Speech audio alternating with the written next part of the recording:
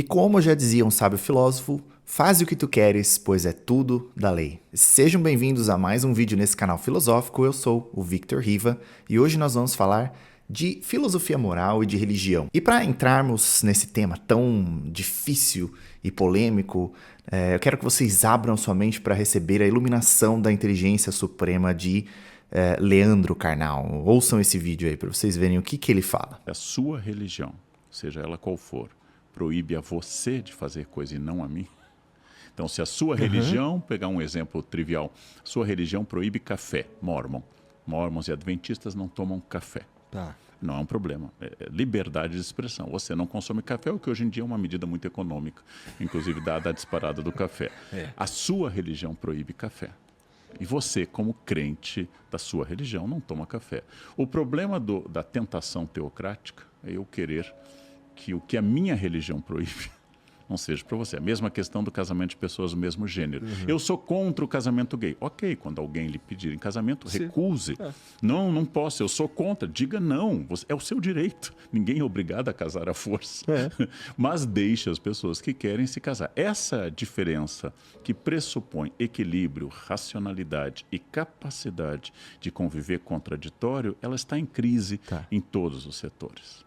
Ou seja, que a sua opção de vida não afeta a minha dentro do campo da ética e da lei. Não posso ser tolerante com a falta de tolerante, voltamos ao que a gente chama de uma contradição, paradoxo de Popper. Não posso ser tolerante com a intolerância, porque ela destrói a tolerância.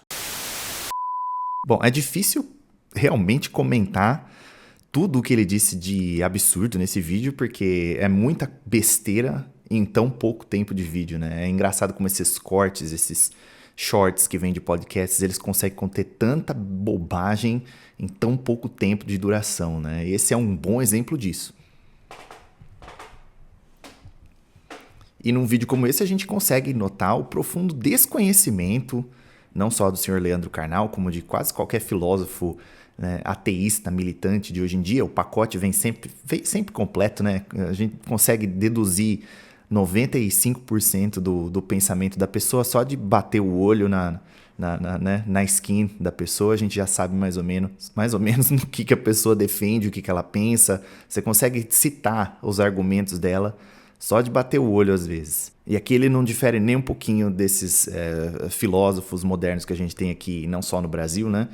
Mas que dominam a mídia se vendendo como filósofos.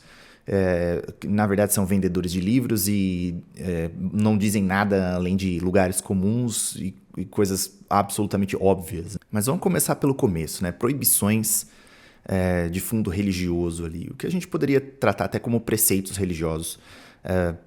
Toda religião, quase todas as religiões, elas têm preceitos que são preceitos de culto ou preceitos religiosos mesmo, que às vezes são colocados em termos de prescrições, né, e proibições que a gente tem. Então, às vezes, a pessoa tem obrigações, deveres a cumprir, e também tem algumas proibições, algumas coisas que ela não pode fazer. E a gente pode citar inúmeros exemplos disso. A gente tem, por exemplo, proibições de certos tipos de comidas ou bebidas, como ele cita ali. Temos, por exemplo, algumas religiões onde não se pode comer carne de porco, no islamismo, o judaísmo também tem isso. Ou no catolicismo, eu sou católico e, por exemplo, nós católicos não comemos carne de animais de sangue quente nas sextas-feiras, especialmente na sexta-feira santa. Isso é uma prescrição para católicos, uma orientação para quem é católico. Só segue quem é católico. Se você não é católico, na sexta-feira santa você pode comer até bosta, que ninguém liga. Agora, essas prescrições que são de cunho religioso, elas versam sobre alguns temas específicos, elas têm as suas razões, é claro. A gente pode entrar em detalhes aqui a respeito, por exemplo, da proibição de carne, né, que a gente chama de... são os jejuns ou abstinências que a gente pode ter dentro da Igreja Católica. E nesse caso da carne é uma abstinência, uma abstenção. O católico se abstém de carne vermelha justamente para ter um autocontrole, para poder ter controle e domínio de si. Esses exercícios de jejum e de abstinência têm essa função. E enquanto a abstinência versa sobre a qualidade da comida, o jejum versa sobre a quantidade da comida. Mas aqui não é o caso de explicar isso. O ponto é, algumas prescrições e proibições são realmente de cunho religioso, são coisas que a gente tem como ritual dentro de uma religião específica e cada uma vai ter as suas proibições aí. ou as suas prescrições também, né? As obrigações e deveres que a pessoa vai ter que cumprir também, sendo uma pessoa, um membro daquela religião, vamos dizer assim.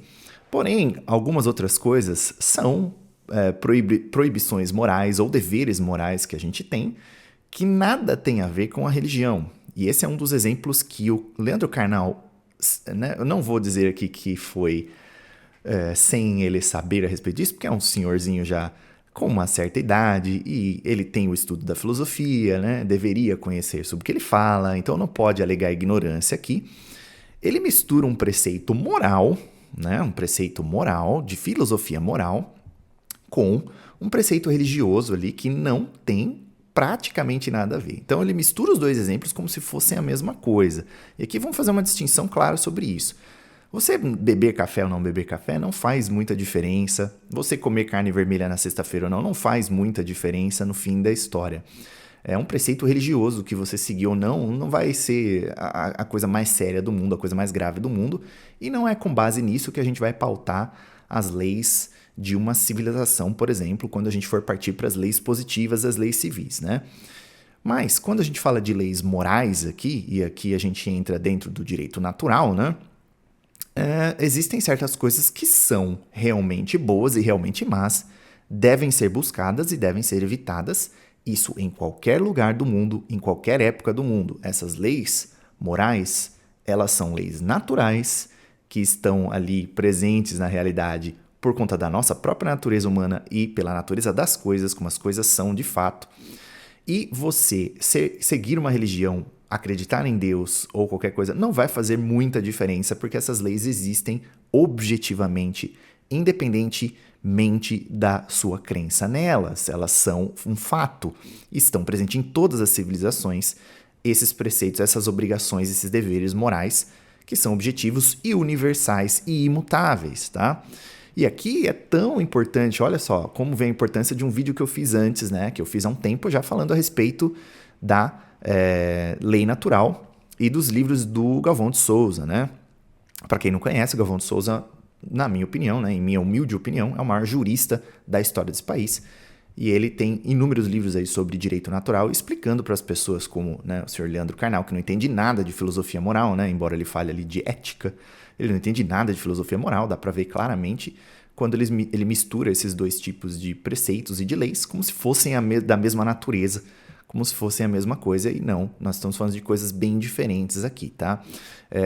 Não dá para você misturar um preceito religioso, né, bastante secundário, como não beber café, ou, por exemplo, não comer carne vermelha, carne de sangue quente, né, de animais de sangue quente nas sextas-feiras, com, por exemplo, o que ele cita ali, que é um dos exemplos que ele mistura justamente para causar essa confusão na cabeça dos ineptos que estão ouvindo o podcast, né? É como se, por exemplo, uma religião proíbe o homicídio, isso está nos 10 mandamentos, né? Você não pode matar, você não pode fazer isso porque é contra um pecado, é contra um dos 10 mandamentos. E esses mandamentos não são simplesmente uma coisa que só devem ser seguidas porque Deus mandou, mas porque são moralmente boas, né? É moralmente bom você não fazer isso, né? Você tem essa proibição porque isso é uma coisa que está na natureza humana e na natureza da própria realidade, nas próprias coisas, né? Na própria estrutura do real. É algo que você não precisa ser nenhum gênio para saber, né?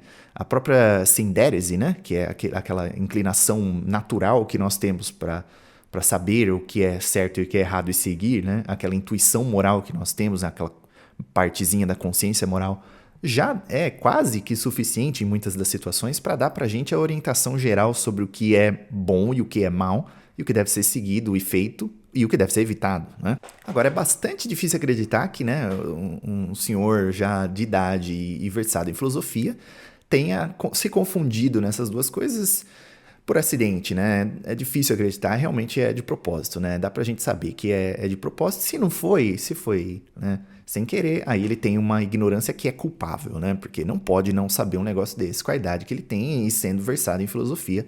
Simplesmente não dá pra deixar isso passar. Outra coisa engraçada é o uso da palavra gênero, né?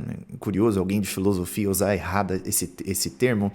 dentro da língua portuguesa a gente só usa o gênero para uma coisa muito específica, né, na língua portuguesa, que é o gênero de um substantivo, né? O substantivo pode ter gênero masculino e feminino, mas quando a gente fala em filosofia, gênero, por exemplo, nesse termo que ele quis dizer, só existe um gênero que é o gênero humano, né?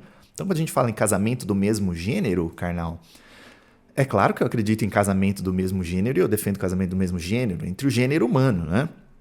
Porque só existe um gênero humano. Eu não vou aceitar, por exemplo, o casamento de um homem com um pé de feijão, né? Que não é do mesmo gênero. Tá? Então, é um desconhecimento do que seja a palavra gênero quando ele usa esse termo. Né? O que ele quis dizer, né, nesse áudio, né, nesse vídeo, é casamento do mesmo sexo, que são coisas diferentes. Tá?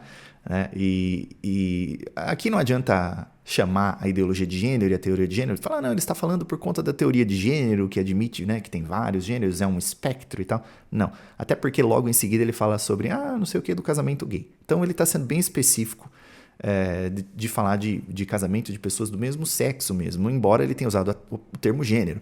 Mas aqui vem uma explicação. Eu sou professor de língua inglesa há muito tempo, então eu sei muito bem de onde vem esse tipo de pensamento. Né? Essa palavra que ele usa e que muitas pessoas usam, quase todo mundo hoje que fala em gênero, teoria de gênero, ideologia de gênero e usa o termo gênero sem saber, de forma inadvertida, usa porque empresta essa palavra da língua inglesa. Na língua inglesa, sim, você pode usar o termo gender, que seria traduzido, entre aspas, como gênero, né? Mas lá, realmente, eles, por uma pobreza vocabular da própria língua, né? Infelizmente, uma fraqueza da natureza da língua inglesa, que é realmente uma língua inferior à língua portuguesa, né? Embora eu seja professor de língua inglesa, tenho que admitir essa verdade, esse fato, né? Eles emprestam esse termo da língua inglesa porque essas ideias são todas inventadas lá fora. Tá? Então, esse tipo de pensamento não vem da cabeça do senhor Leandro Carnal, não vem da cabeça dele, é um pensamento importado, é um pensamento que ele traz de outros tipos de pensadores, de outras fontes, de agendas que vêm de lá de fora. Não é coisa da cabeça dele. Então, por isso que ele repete esses tipos de termos. Tá? Então, aí a gente consegue traçar a origem, né, das ideias e de onde vem esse tipo de pensamento. Não é uma coisa da cabeça dele, é uma agenda que ele segue e ele sabe muito bem qual é a agenda que ele segue, né? A gente não pode deixar de mencionar também essa questão da tentação teocrática, né? Essa tendência teocrática que ele usa, né? De querer dizer para o outro que pode ou não pode fazer com base em preceitos religiosos, né? Primeiro, a confusão aqui que foi feita entre um preceito religioso, né, puramente ritual e uma proibição moral ou uma lei moral que deve ser seguida por todos em qualquer lugar, em qualquer tempo, porque é universal e é baseada na natureza das coisas mesmas, né? E é a base para a lei civil que nós temos positiva, que todos os países, todas as civilizações do mundo se baseiam, né, para tentar buscar o bem, no caso, bem comum aí, né? Então, não dá para você misturar essas duas coisas. Mas eu não vejo muito hoje mais essa tendência teocrática que ele tanto fala, né? Essa tentação teocrática. O que eu vejo, na verdade, é o contrário, né? É justamente uma tendência ateísta, religiosa e militante, que quer calar a boca de quem é religioso e cercar a religião a uma esfera privada somente, né? É basicamente isso que ele diz nesse vídeo aí. O que o senhor Leandro Carnal quer? O que é o desejo tão grande do coração dele quando ele diz uma coisa dessa? Você vê ali ele salivando por aquilo, por controle, né? Por dominação mesmo. Ele não quer que você seja religioso. Ele não quer, aliás, ele até tolera, né? Como ele mesmo diz, ele tolera que você seja religioso, mas somente na sua esfera privada. Não vem querer trazer religião para o campo público, tá? Religioso, se você quer ser religioso, você quer ter uma religião, seja religioso só no seu campo privado, tá? Na parte pública, não pode ter religião, manifestação pública de religião. É basicamente isso que ele quer. E fica muito claro esse tipo de desejo. Aí sim a gente vê, né, uma tentação de controle, né, da religião, né? Como se a religião até fosse assim, vamos tolerar esses caras aqui, mas só na esfera privada, né? Não deixa eles terem a opinião pública, não deixa esses caras expressarem o que eles pensam de verdade, e trazer e poder defender as ideias deles, deixa eles serem religiosos só lá na casa deles, né? Dentro né? E vai saber lá onde esse tipo de pensamento vai parar, né? A gente sabe muito bem que perseguição religiosa sempre existiu e continua existindo até hoje, né? é fácil, né? Hoje em dia, com a sociedade, a civilização ocidental todinha construída ali, né? Onde você nasceu no meio dela, já pronta, né? E não sabe de onde ela veio e a quanto suor e sangue custou, né? Erguer essa civilização que hoje você usufrui, né? Essa estrutura civilizacional da qual você usufrui hoje. É muito fácil na sua posição, né, senhor Leandro Carnal? Você dizer, né, esse tipo de coisa.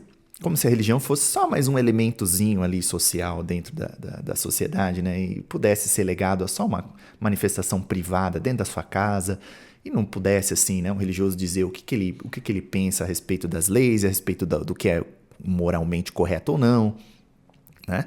Só você que é ateu militante pode falar isso, né? Somente o ateísmo pode ter voz e vez na hora de definir as leis, né? A religião não. A religião que fundou e estruturou essa civilização que você vive hoje, né? E para quem leu ali o Thomas Woods Jr., né, como a Igreja Católica construiu a civilização ocidental, é muito fácil falar assim, ó, fica quieto aí, você é religioso, não pode dar opinião, né, não pode querer me forçar, né? Ninguém tá querendo forçar você a nada, mas os preceitos morais universais, que são naturais, você deve seguir, você tem a obrigação de seguir, obrigação moral. Para quem estuda filosofia moral sabe o que significa essa obrigação moral. Você não é forçado. Ele não sabe a diferença de obrigação e né, de ser obrigado, ter um dever, e ser forçado a fazer alguma coisa. São coisas diferentes, né? No Manual de Filosofia de Lahr, ele diferencia, ele distingue essas duas coisas. A lei moral, ela obriga, mas sem forçar, né? Diferentemente da lei física, que os objetos são obrigados a cumprir, né? Se eu soltar essa caneta, ela vai cair no chão forçosamente, né? Mas um dever moral, ele obriga a sua consciência moral, mas ele não te força. Né? Por isso mesmo que você pode quebrar as leis e fazer coisas que são moralmente más, né? Senão não seria possível fazer isso. Mas ele confunde isso de propósito, talvez, ele confunde os termos, né? Muito provavelmente de propósito, para gerar confusão na cabeça, né, de gente despreparada e angariar pessoas aí pro lado dele antirreligioso, né? Geralmente a ideia é essa, né? Calar a boca de quem pensa diferente dele, né? Então o lado intolerante a gente sabe muito bem qual é aí nessa posição, né? Mas é muito fácil da posição dele hoje, tendo a civilização inteira construída, né? Tendo, em vez da barbárie, a civilização, tendo a academia, né? A universidade que você tanto preza, né? Que foi construída pela igreja, tendo o método científico que você tanto preza, que também surgiu no seio da igreja, e tendo uma série de outras coisas, inclusive o direito, né, que você fala aí de filosofia, de ética, né, como você não gosta de usar o termo moral, né, porque é uma coisa muito religiosa esse negócio de moral, né, eu vou falar filosofia moral ou moral, vou falar ética, né, que é uma coisa mais neutra, mais agnóstica, né, esse pessoal tentara por essas coisas, é uma coisa ridícula. Mas, resumindo, né, é muito fácil, né? Depois que a igreja construiu, depois que a religião, como elemento constitutivo de qualquer civilização que seja, não existe uma civilização sem religião, porque a civilização, né, a religião, ela é um elemento constitutivo da civilização, não tem como ter civilização sem religião, nunca existiu, até hoje, e acredito que nunca vai existir, né? Porque simplesmente não tem como. Muito fácil você querer legar ela a um papel secundário depois que ela já construiu tudo, né? É muito fácil, é uma ingratidão tremenda também. Mas essa discussão toda não acaba aqui, né? Vocês sabem muito bem que ela só começa no vídeo e ela continua nos comentários, onde você vai deixar a tua doxa, né? Deixa aí a tua doxa, a tua opinião nos comentários. Eu quero conversar com vocês a respeito desse tema. E vejo vocês no próximo vídeo.